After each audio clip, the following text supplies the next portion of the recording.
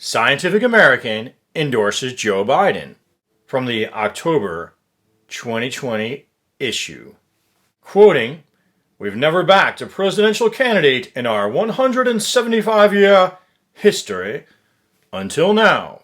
The evidence and the science show how Donald Trump has badly damaged the U.S. and its people because he rejects evidence and science. It's not just that he's rejecting the science. He's funded by what I call the reckless elements of the business community, and I've shown that in other videos. So he's blocking this science to protect certain industries, to protect business as usual." Quoting from an article, "He was warned many times in January and February about the onrushing disease, yet he did not develop a national strategy to provide protective equipment, coronavirus testing, or clear health guidelines.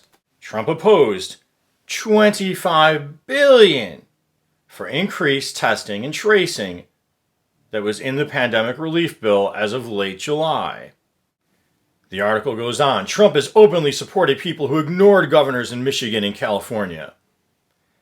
He encouraged governors in Florida and Arizona and Texas who resisted these public health measures, saying in April, again, falsely," and I can't imitate his voice, I'm just going to do a voice, "the worst days of the pandemic are behind us," and ignoring infectious disease experts who warned about a dangerous rebound if measures were loosened.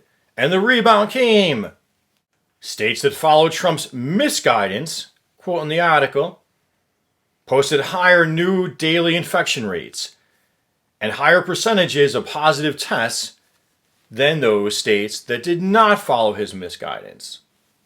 His lies encouraged people to engage in risky behavior. The White House even produced a memo attacking Anthony Fauci. Trump has repeatedly tried to get rid of the Affordable Care Act, which, if you're coming at it from a left-wing analysis, you'd say, hey, we'd be better off with universal health care. But Trump, as the article at Scientific American points out, has no solution offered. Trump has proposed billion-dollar cuts to the National Health Institute, National Science Foundation, Centers for Disease Control and Prevention, CDC, agencies that increase our scientific knowledge and strengthen us for future challenges.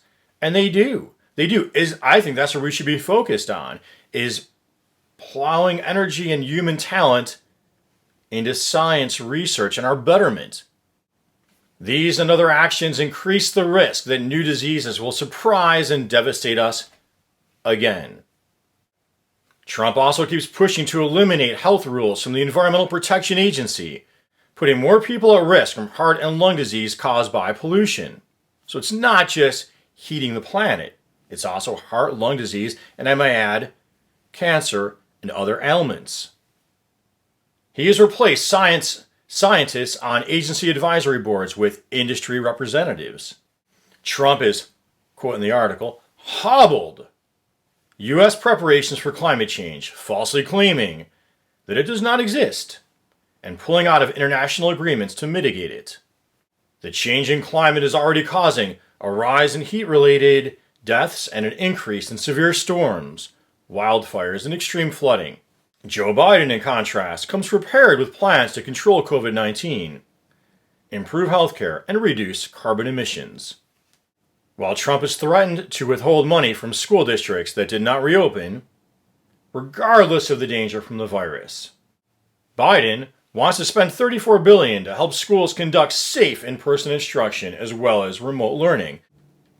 On the environment and climate change, Biden wants to spend $2 trillion on emissions-free power sector by 2035.